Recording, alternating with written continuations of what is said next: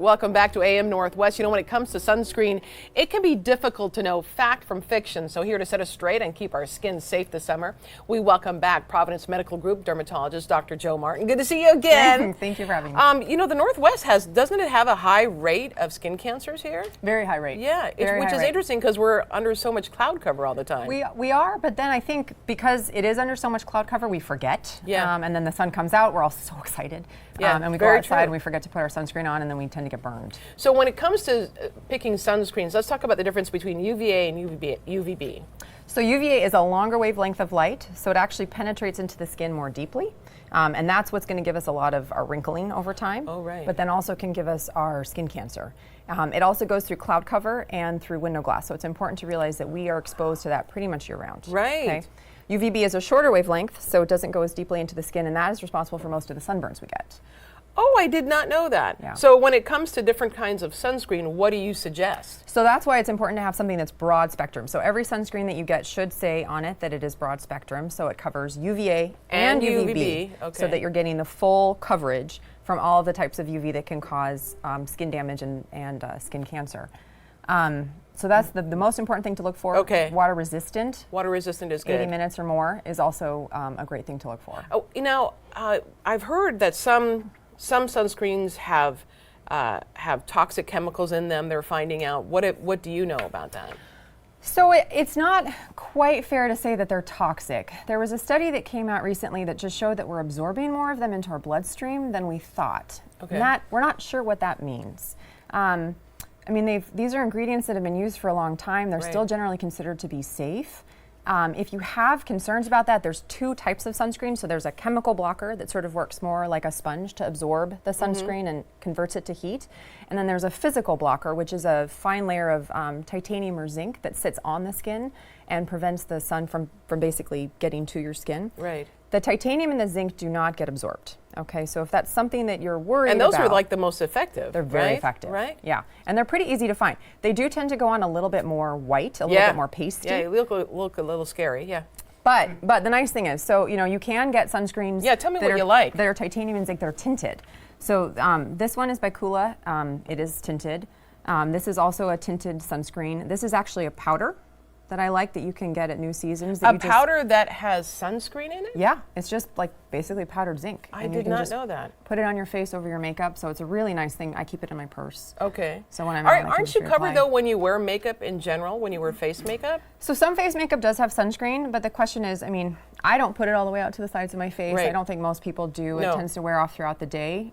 So especially when we're getting a lot more UV light in the summertime and the spring. I mean, I year-round put sunscreen on underneath my makeup. Well, that explains your beautiful skin. It's incredible. But I think in general, Especially for 79. I mean, you look Thanks. good. It's amazing. Yeah. And now tell me about some of the others that you like here too. so some of the other ones, so this is just a baby sunscreen, and a lot of the baby sunscreens have zinc and titanium primarily. And baby sunscreens, I think I'm looking at the number 50 too. Is 50 a good SPF? Yeah. In general, higher tends to be better.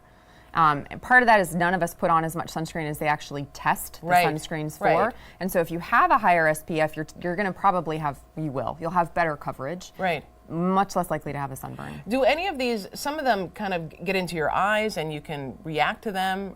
The baby ones are probably the safest when it comes to that? Right, so if you do the titanium and the zinc, they're a little bit less likely to cause rashes, reactions. Right. They don't burn quite as much. The other thing that sometimes for my kids I find is helpful is actually using a stick on their faces. So that's also a titanium and a zinc sunscreen. And it just doesn't seem to drip. Oh, like that's the same part, amount. is they drip into your eyes. Yeah. What about the sprays? Is this a spray here or is this a That foam? is a spray. That is Okay. a spray. So a lot of people like sprays. There's a couple caveats. So the first is we don't really know what happens when you inhale a spray. So make sure that you apply them in a ventilated area. Yeah. And then the second thing is that a lot of people apply the sprays kind of back like this, right? You know, if I was putting it on Sure. you. And really you should be holding it within an inch or two of your skin, a couple different layers across, and then rubbing it in. Right. Like you would with a lotion. Right. So I think if you like a spray and you want to use a spray, but just make sure that you're using it the correct Correctly. way. There are a number of myths out there, and one is that sunscreen is not always necessary. So, Because when I see a cloudy day, I'm not apt to put sunscreen on. so that gets back to the UVA. So Right. UVA is still coming through that cloud cover. Yeah. And that's why a lot of people, when they go out to the coast, will get sunburned. You're right. So I put sunscreen on every day, and I would. You're Okay. still going to be getting that UVA.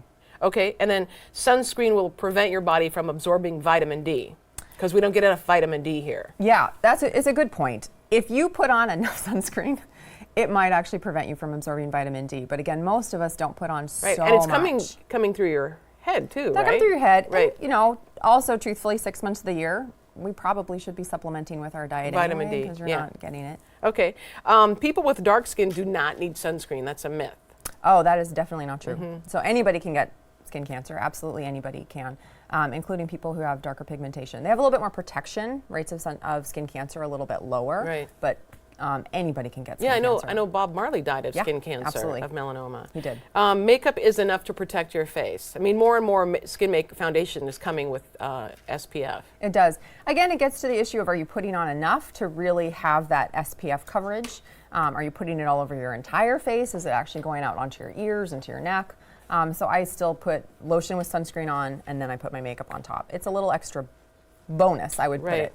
All right. All good tips. Thank you so much, Doctor. Thank you I so much appreciate for it. having We'll us. put the information on our website at KATU.com.